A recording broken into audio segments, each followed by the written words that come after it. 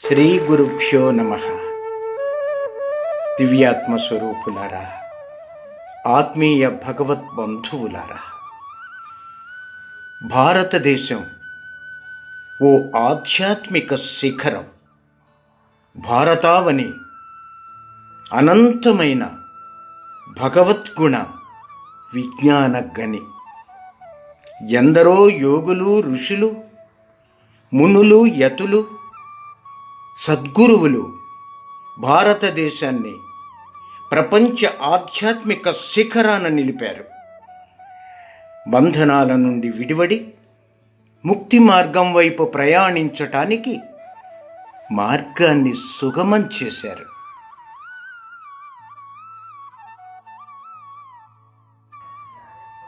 ఆకాశమంత ఎత్తైన భావాలను సరళంగా విశదపరుస్తూ, ఆత్మతత్వాన్ని ప్రబోధిస్తూ పరమపదం చేరటానికి సోపానాలను ఏర్పరిచారు.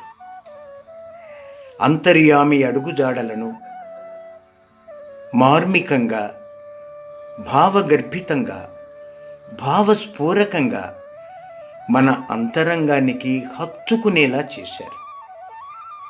అందులో పరమహంస యోగానంద వారిది ఓ ప్రత్యేకం.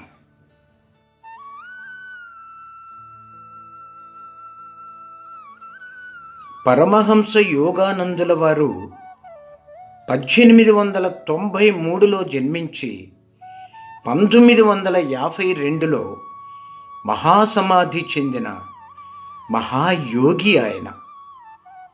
ఆయన గొప్ప తాత్వికుడు, నిరంతర సాధకుడు, భారతీయ వేదాంత రత్నం. సర్వాత్మ భావనతో సత్యాన్వేషణ సాగించిన మహాయోగి పుంగవుడు పరమహంస యోగానందుల వారు.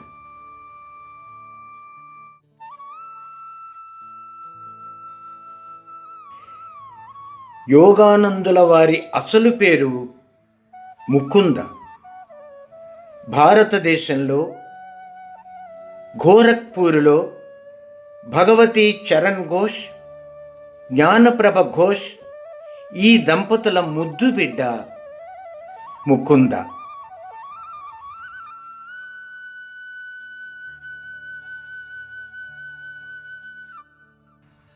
ఆయన జీవితం అనంత యోగ సాగరం. ఆయన గమనం అజ్ఞాన తిమిరంపై పోరాటం. ఆయన గమ్యం ఆత్మ సాక్షాత్కారం.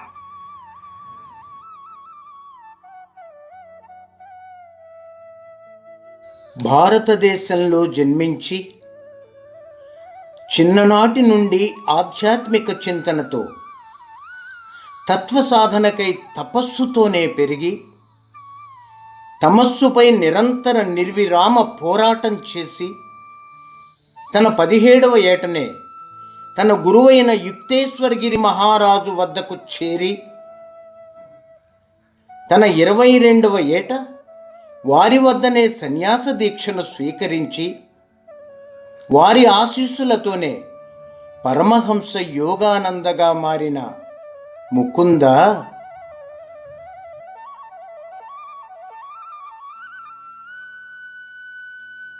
జ్ఞాన సంపదను ప్రపంచానికి పంచిపెట్టాడు. యోగ మార్గాన్ని లోకానికి విశదపరిచాడు. స్వచ్ఛమైన, సత్యమైన భారతీయ సంస్కృతిని గగన మార్గాన నిలిపాడు. ప్రపంచ మానవాళికి ధర్మ మార్గాన్ని, కర్మ మార్గాన్ని, యోగ మార్గాన్ని, ఆత్మజ్ఞానాన్ని ప్రబోధించి మహత్తర సందేశాలు ఇచ్చిన మహాయోగి, మహాజ్ఞాని పరమహంస యోగానంద.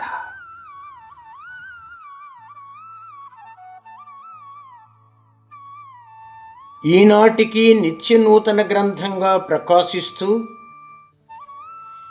జ్వాజ్వల్యమానంగా వెలుగొందుతూ ఫరడవిల్లుతున్న ఆయన స్వయంగా వ్రాసుకున్న స్వీయ చరిత్ర ఒక యోగి ఆత్మకథ. అందుకు తార్కాణం. ఆ గ్రంథం మానవ జనజీవన స్రవంతికి ప్రామాణికం. దశాబ్దాలు మారినా, తరాలు మారినా, అంతరంగాలు మారినా, ఇసుమంతైనా ఉన్నెతరుగని అనంత జ్యోతిర్మయ మణిమాణిక్యం ఆ గ్రంథం.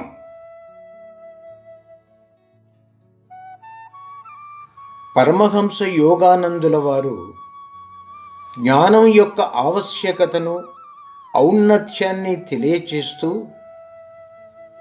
జ్ఞానం భవసాగరాన్ని దాటటానికి నావలాంటిది అన్నారు. అత్యుత్తమమైన మనిషి జన్మలో పరంజ్యోతి అయిన పరమాత్మను చేరుకోవటానికి చేసే తపస్సే జ్ఞానం అన్నారు.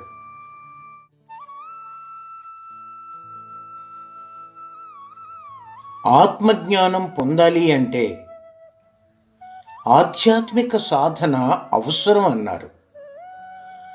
జ్ఞానం వలన పరమశాంతి లభిస్తుంది, అదే మోక్షము అన్నారు.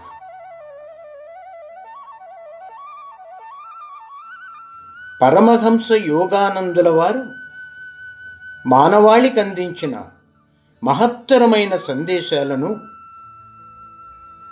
చరణ్ జనమంచి అనే యువకుడు పరమహంస బోధ అనే పుస్తక రూపేణ అచ్చు తెలుగులో అర్థవంతంగా సరళమైన భాషలో మనకు అందించటం జరిగింది.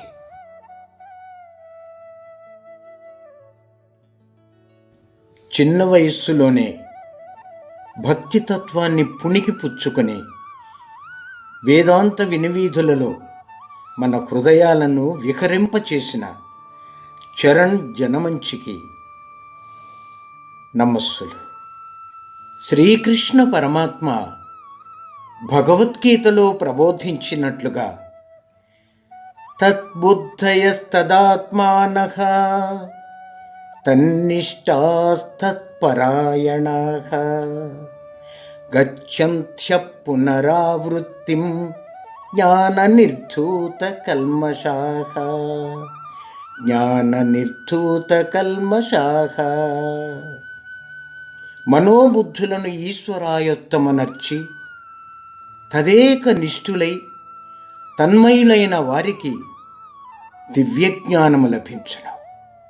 ఆ జ్ఞానముచే వారి పాపములన్నీయూ నశించి పునర్జన్మరహితమగు పరమపదమును పొందుదురు అని శ్రీకృష్ణ పరమాత్మ భగవద్గీతలో ప్రబోధించారు.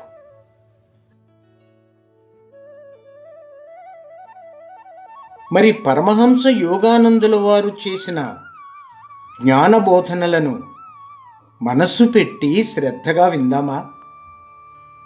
యోగానందుల వారు జ్ఞానం గురించి బోధించిన ప్రతి అక్షరంలో అనంతమైన శక్తి దాగి ఉంది. అది మనందరి హృదయ మందిరంలో పరంజ్యోతిగా వెలుగొందుతూ అనవతరం ఆవిష్కారమవుతుందని ఆశిస్తూ, ఆ పరమాత్మని ప్రార్థిస్తూ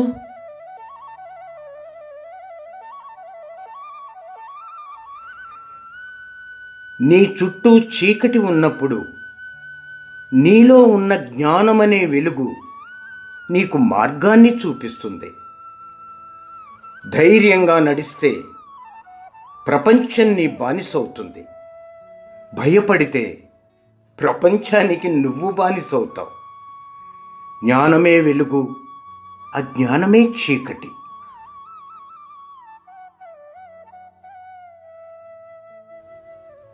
నీలోని రక్తం నీకు తెలియకుండానే సదా నీలోనే ప్రవహిస్తూ ఉంటుంది. అలాగే నీలోని అజ్ఞానం నీకు తెలియకుండానే నిన్ను మాయలోనికి నడిపిస్తూ ఉంటుంది.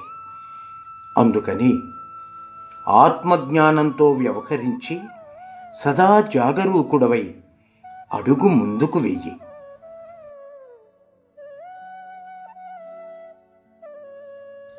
మనం అజ్ఞానంతో మూర్ఖంగా ప్రవర్తిస్తున్నామా? లేక జ్ఞానంతో మూర్ఖంగా వ్యవహరిస్తున్నామా? తికమక మకతిక ఏ రకంగా ప్రవర్తించినా దానికి తగిన మూల్యం భరింపక తప్పదు. అందుకని దైవచింతనతో తాత్వికంగా ఆలోచించి నీలో ఉన్న జ్ఞాన సంపదను సద్వినియోగపరుచుకో.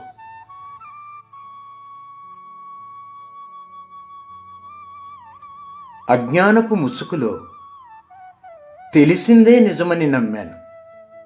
ముసుగు తొలగిపోయింది. అజ్ఞానం వల్ల ఏది నిజమని నమ్మానో అది నిజం కాదు అని తెలిసిపోయింది. ఏది నిజం కాదు అనుకున్నానో అదే నిజమైంది. అదేం మారలేదు. అది ఎప్పటిలాగే స్థాణువుగా ఉండిపోయింది.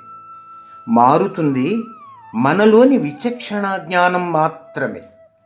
విచక్షణను బట్టి మన జీవన విధానం ఆధారితమైనదని మనందరం గుర్తుంచుకోవాలి.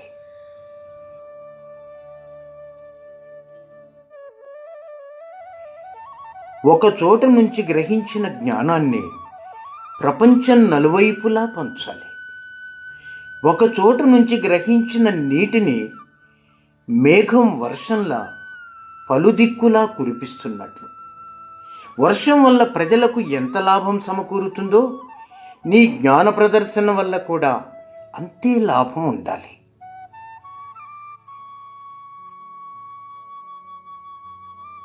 ఒక్క క్షణం అవి మిత్రులు, మరుక్షణం అవే పరమశత్రువులు. ఇక అరిషడ్ వర్గాలు కామ, క్రోధ, లోభ, మోహ, మద, మాత్సర్యాలు ఒక్కోటి ఒక్కో బ్రహ్మరాక్షసి.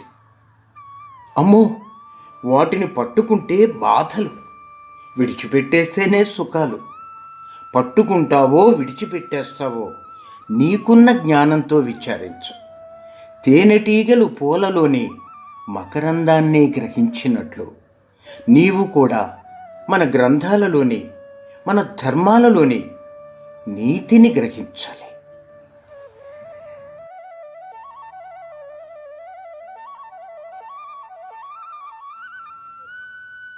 అనాది నుండి తరతరాలకు ఇవ్వబడిన ఆస్తి జ్ఞానం.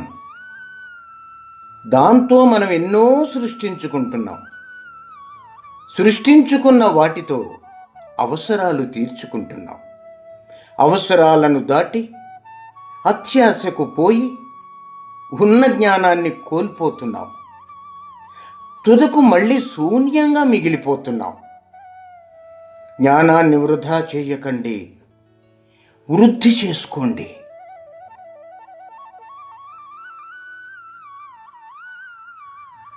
జ్ఞానం ఏ ఒక్కడి సొత్తు కాదు. అది విశ్వమంతా వ్యాపించి ఉంది. పరిధులు మానవులు సృష్టించుకున్నారు. కాబట్టి జ్ఞానాన్ని కూడా ఆ పరిధి దాటనివ్వటం లేదు.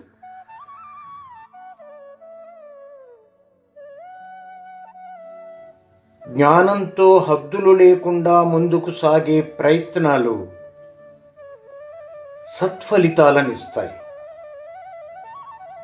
జ్ఞానంతో జయించలేనిది ఈ విశ్వంలో ఏదీ లేదు. జ్ఞానమే విశ్వం, విశ్వమే జ్ఞానం.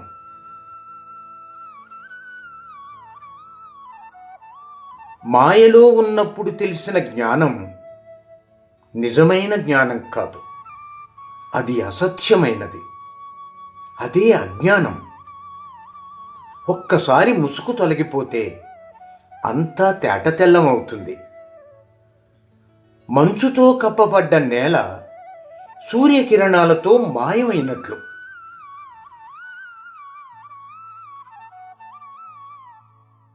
ఆలోచనలు చాలా సూక్ష్మమైనవి. వాటిలో ఏది సరి అయినదో ఏది కాదో తెలుసుకోవటం మనకున్న జ్ఞాన విచక్షణం మీద ఆధారపడి ఉంది. జ్ఞానాన్ని మన ఆలోచనలతో వృద్ధి చేసుకోవచ్చు, పదిలపరుచుకోవచ్చు.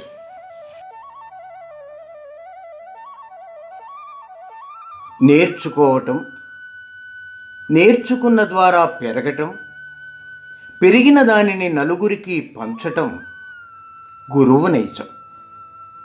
స్వానుభవాలను జ్ఞానంతో కలిపి శిష్యులకు ధారపోస్తాడు గురువు.